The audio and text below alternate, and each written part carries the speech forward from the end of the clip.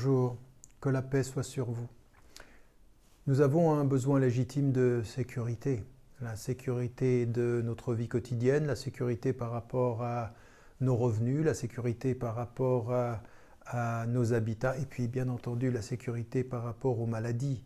Et en cette période de confinement, nous entendons tout le monde autour de nous et en particulier les gouvernements nous parler de notre propre sécurité, de la façon dont nous devons nous protéger et en nous protégeant nos semblables. Tout cela est légitime et il faut le saluer. Maintenant, il faut rester vigilant parce qu'avec notre conscience citoyenne, il faut avoir la vigilance critique par rapport à ce qu'on nous propose.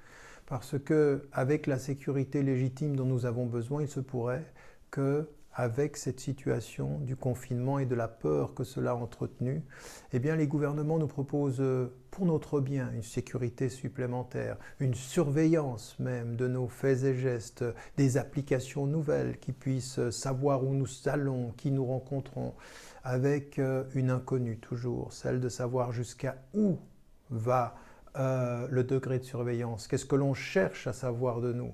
Et il se peut, parce que c'est déjà arrivé, on l'a vu après les attaques aux États-Unis en 2001, que tout à coup un appareil de surveillance, et avec notre propre consentement, nous acceptons d'être surveillés pour notre bien, nous disent les États. Or, dans la surveillance, dans le fait de récolter les données qui nous concernent, nos pensées, nos mouvements, nos gestes, nos connaissances, il y a une façon de nous contrôler. Il ne faudrait pas qu'au nom de la sécurité nécessaire par rapport à la maladie, on nous impose une surveillance pour contrôler davantage nos actions, nos pensées et nos engagements. Il en va de notre liberté. N'oubliez pas, n'oubliez jamais de dire à ceux que vous aimez que vous les aimez. La vie est fragile.